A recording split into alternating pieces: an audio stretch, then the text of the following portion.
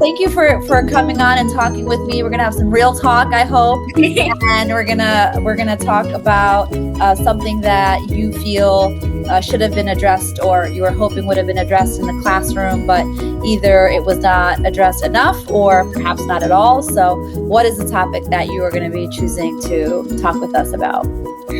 So I'm going to be talking about how we should be learning more about Black history in school. Okay, do you want to elaborate on that? So like what in particular? Yes, so we learn about Martin Luther King Jr., Rosa Parks, and things like that. And we learn about that, maybe you could say every year, just to kind of get learning maybe some of the same things over and over, adding a couple more facts each year. But there are other things that are also important to learn and understand. Some things are sad and tragedies, and other things are good things that we want people to know. But people should know both things so they understand not how to not make the bad things happen again, and to help move the good things forward and continue those. Do you feel like right now there's emphasis on one over the other, like good over bad or bad over good? I think we learn more good. I do think that the bad part is hidden a little bit more from kids because we, like for example, Martin Luther King Jr., we learn about what he had to go through, but we didn't learn about all the other things that may have happened. For example, maybe lynching or bombs or things like that. So I think we learned also about like what Martin Luther King Jr. and Rosa Parks did to help stop segregation and Okay. And are there any events or particular points in history that you're thinking about or that you think we should have learned about that we didn't address or touch on in school? Yes. So there are two things I'm going to probably talk about today. Okay. And one of those things are good and one is bad. Okay. And the bad one is the Tulsa Massacre. Okay. There are plenty of other things, but this one is pretty big, and it's actually been 100 years since it's happened.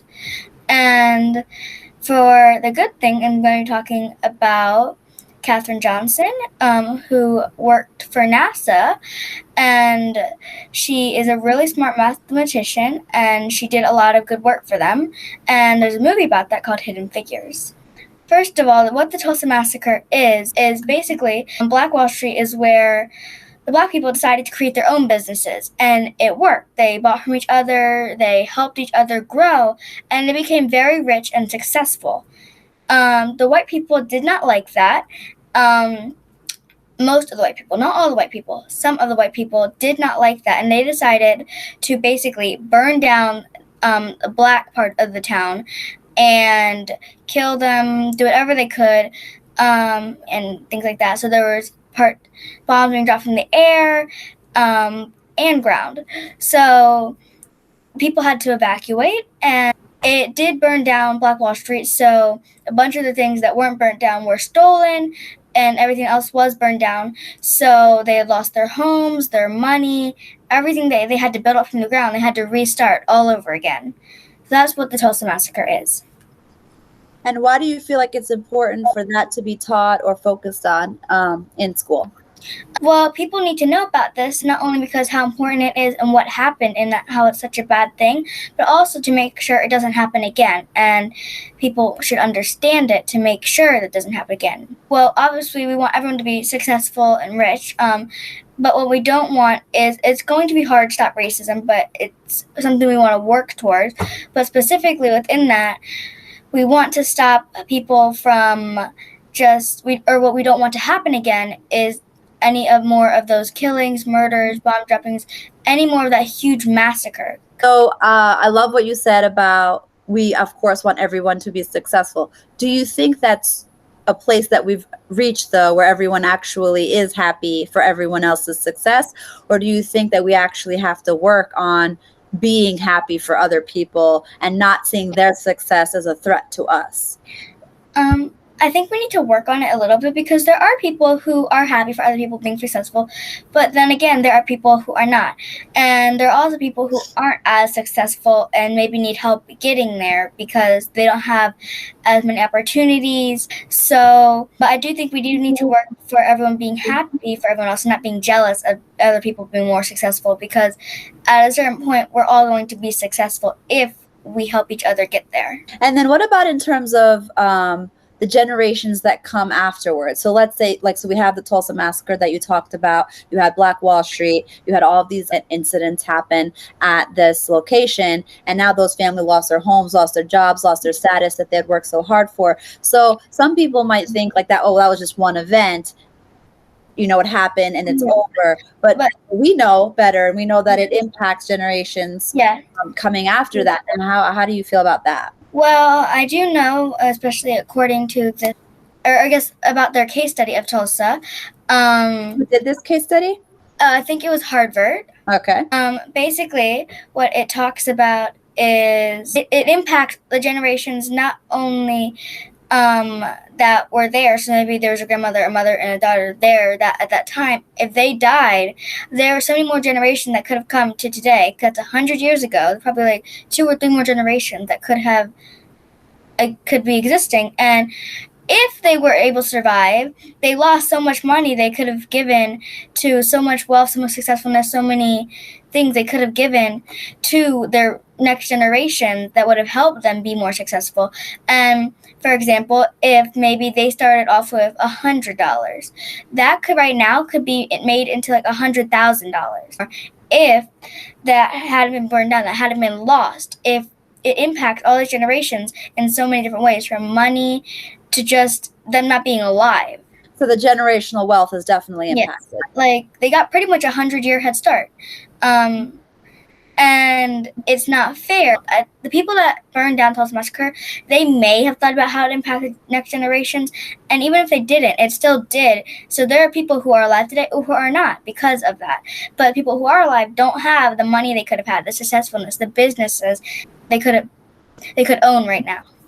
Do you think there's a way for that to be made right? Do you think the government can make up for that? Do you think that can be done? Well, first of all, you can't. There's no amount of money that will bring back any person's life that they've missed out on. There's no amount of money that could bring that back. And secondly, yeah, they lost a lot of money, but it's been 100 years. That money probably would have been quadrupled or more by now. And for the government to give that back would be amazing. But if in that time that they lost, they could have been doing so many other things. The money will help them, but it won't bring back the businesses they could have had a long time ago that they could have expanded. Also, reading the case study, I've read that there's a certain time limit within some cases that you take to court where you may not be able to, it may be declined or denied. You're talking about reparations, right? Yeah, reparations. It may be declined or denied because it's just too long of a wait. Yeah, it may not be possible to build back homes, but because, there are homes in those places, other buildings, but there is money you could have given back, and that would have definitely been a starting point. Why do you think we've not focused on these types of events in our history as much? Well, there are people who may not want to admit they're racist or other things, show it, or maybe they may be ashamed of their ancestors or other things. Specifically talking about kids in school, they may think it's a little too explicit, but being 11, 12, maybe 13 or older, we should be able to we should be mature enough and able to understand and talk about it in a way that no one is offended. What good do you think it does, other than what you've already mentioned? Of course, you mentioned so we don't repeat history, so that we're aware of the facts of what actually happened, so we can potentially talk about reparations for these communities. But in a school setting, for students to learn about these parts of our history, what do you think? What's good that can come from that? First of all, it can not only help people get their opinion out there, their voice out there, even though it's within the school environment, it can inspire them, motivate them to do something more, to help people, specifically in this case, Black people. It can help them maybe have a voice out there a bit loud, make it a bit louder, and show that not only are there adults that care, but there are kids that care, and they want to help end racism. They want this to be like justice, I guess. To know that they've had a hand in giving and getting justice, for sure. If you're comfortable sharing about a little bit about your own background, Yazmina, and what your experience has been as a student and what you feel with your background you didn't hear or should have heard in the classroom.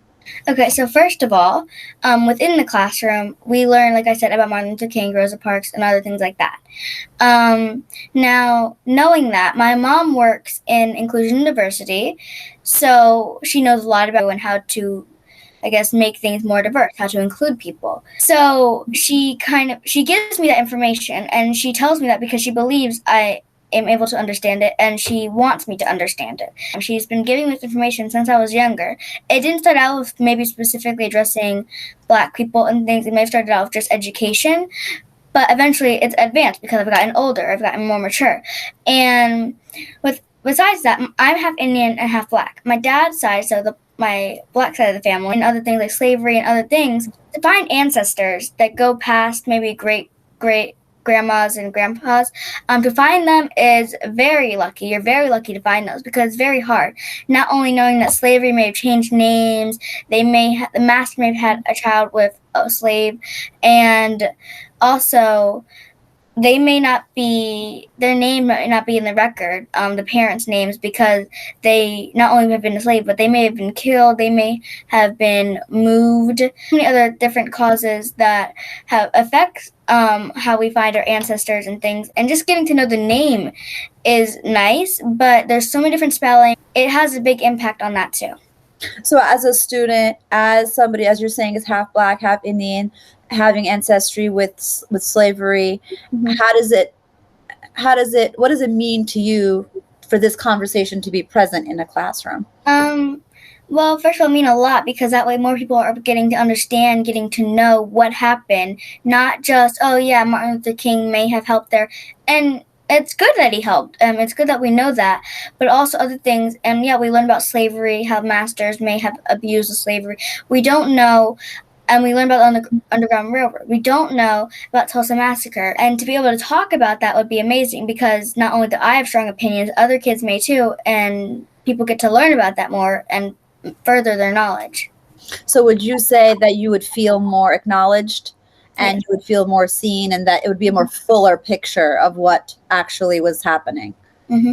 Okay. So was there anything else you wanted to say about Black history or any of the subjects that you were talking about? I do want to talk about Katherine Johnson. Okay. So this is leaning a bit more towards the good side. She got a good education and she was a mathematician and very smart. Yeah. So she started working for NASA with other Black women just to help do math and fill out paperwork and other things like that.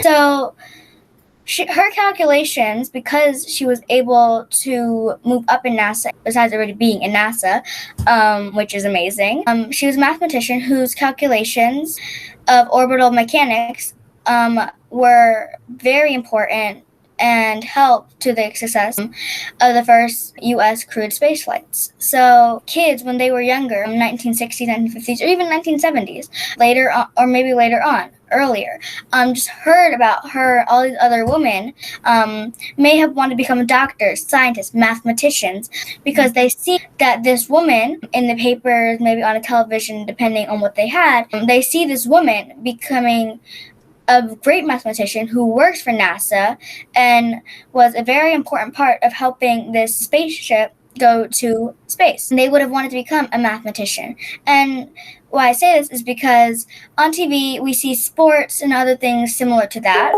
And that's good. That's very good.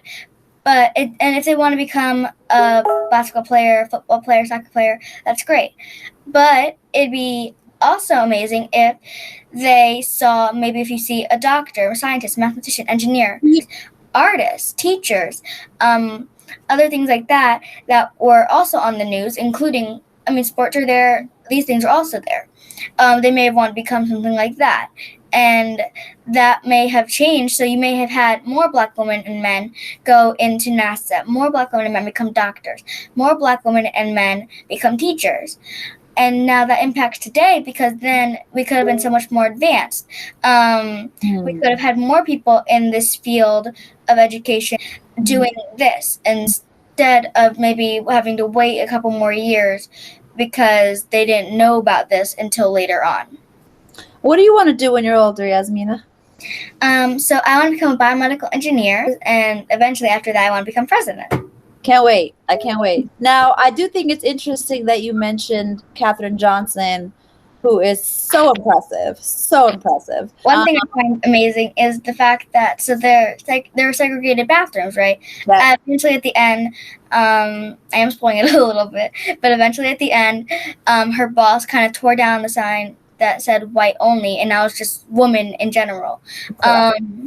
But she had to go to a whole different building to use the bathroom. So she took her work with her so she could do it while she was there, because it's a long walk and she do it in the rain also. So that's a very hard walk, and to have to carry all the papers just to go to the bathroom because it's so far away. You have to carry your work with you. It's incredible. I think an important part of this for me, the part that I find interesting is that you said you wanted to use her as like a good example. And I think that we have to remember that a lot of good exists and existed already. So it's not that she's the only example. It's actually that we just didn't bring it to light. It was this was also called hidden figures because it was hidden. They were kind of hidden, even though they existed and they were obviously doing they were doing the actual work. But then, as you said, it was segregated. She had to use her own bathroom. She couldn't really even sit in on all the meetings until like a certain point. So it was, I think the bad and the good is that the fact that it was hidden. And that's something we should also not forget. There's probably so many other stories that unfortunately we're not going to hear or we've not heard so far because they were also hidden. So though it's a great example, she's a really good role model. We should also remember, I think, the not so good part that she had to deal with. Going back to Tulsa Massacre, some people are only finding out 100 years later. People are only finding out now. Some people don't even know. So how do we prevent that moving forward as a teacher, as a student, maybe future president? How do we prevent that lack of awareness, lack of exposure, lack of knowledge? Because that is kind of part of the solution, I think. Yes. Well, whether it's social media, YouTube, or even just in writing that you somehow are able to send it out. Somehow find a way to just share all this information and knowledge and all these things that people are learning more. Like, I don't know everything because I'm only 12. I don't know everything either. Yeah, it's impossible to know everything. You're learning new things every day. You may, in school, maybe you learn how to add or do math another way. But there's also things like this that you probably didn't know before. People maybe have not known before. And that kind of impacts what we know, because some information like hidden figures is hidden from us. We don't know about this because they don't want us to know. Do you feel like some people might be scared to talk about some of these topics or nervous to talk about them? I do, because it is a bit more of a sensitive topic, and it kind of goes a bit deeper into how people feel, their opinions. It's not just saying, do you like dogs or cat? Yes or no. It's way deeper, and it's, like I said, a bit more sensitive. So people may be scared because they may think, what if that person doesn't like me anymore because of my opinion? What if there's this? So we need some sort of safe space. You need to make sure you understand everyone, and you need to be able to discuss it in a mature way. Do you feel personally that like having conversations, talking about it, whether in the classroom or outside of a classroom like this, is helpful, or do you think that it's unnecessary? I do think it's helpful, and not only because I like talking about it and being able to share more, whether it's just between me and someone else, or whether I'm sharing it with a lot of people. And I like it because not only do you get to hear other people's opinions, but I get to have mine shared too. And you get to learn more that maybe I didn't know about before, or someone else gets to learn something that they didn't know before. And it also is just another way to get information out there and be more comfortable talking about it in maybe smaller groups, because you may not be ready to share it with everyone. Do you have any tips for someone maybe on how to approach topics like this in a way that is sensitive, in a way that does make someone else feel comfortable, makes you feel comfortable? Do you have any advice on that? Well, first of all, if you're talking whether with another person or maybe a small group, try to get to know your people. Yes, you want to share your opinions, but first try to see what the room is like. Is it tense? Are people going to get mad if you say something, which is kind of the opposite of a safe space? Yeah. But, so try to do that, and then maybe have someone start, or kind of start talking amongst them. You don't have to start directly with the topic. You can just start with saying, "Hi, my name is," and what you like or what you want to be, or other things like that. I guess gradually reach up to the topic that you're just trying to talk about. So for this case, maybe Tulsa Massacre, Katherine Johnson, Black history. It's just, for me, I'm a bit more confident about talking about my opinions because I've had experience, I've practiced. Overall, I'm not a shy person. The idea of, because you mentioned Black history as being the topic you feel like you wish we had more on. We have Black History Month, obviously, in school. Yes. Do you feel like that is sufficient? Do you feel like it shouldn't just be a month? What are your thoughts on that? So I think having a month is good. I wouldn't say enough. Having a month is good because you get to learn more things. Well, a month is good, but there could also be maybe a club or some sort of enrichment or group or something besides that throughout the whole year, where you just talk and discuss about things. The one reason I really want Black history to be more of a bigger topic in school is because there may be teachers who aren't as comfortable talking about it because they don't want to seem like they're this opinion. You don't have to directly address it, meaning to go into other people's opinions. All you have to do is directly address the topic and just say, these are the facts. And So just have a dialogue around the facts, basically. Yes. You don't have to go into your own opinions or how you feel if you don't think you're ready for that. Okay. And what about in terms of being able to, there's been talk and conversation amongst a lot of adults and educators and on the news about, a sensitivity and kind of people not really being able to talk about difficult or controversial topics without having their feelings hurt or without, understandably, or feeling sensitive to an issue. So do you have any thoughts on how we can help ourselves be more willing to take in opinions that are different than ours? Well, first of all, you could probably be more open-minded. Mm-hmm. So there's something called bias, and basically it's when maybe you have some sort of prejudice or stereotype against someone. So maybe if you're racist, there may be something that specifically led you to being that. And being more open-minded means you know what your blind spot or what your bias is, and basically trying to avoid that within that conversation, because it may not be helpful and it may kind of block you from understanding what people are trying to say, and it may hurt the other person or your feelings. Do you feel like everybody has some type of bias or racism? It may not be noticeable. So something my mom taught me and I've learned what it is called unconscious bias. And basically you don't know you have a bias. And you kind of want to be able to figure out what it is so you're able to address it and know that maybe I should avoid this in this conversation, because most people do have biases. I think most of them are probably unconscious, because I probably have a bias. I don't really know what it is, but I probably do. Okay. All right. So was there anything else you wanted to add before we kind of wrap up here? Not really. Okay, this is great. I really appreciate your time, your thoughts. You were very candid and open, and I always appreciate that about you. And yeah, thank you so much.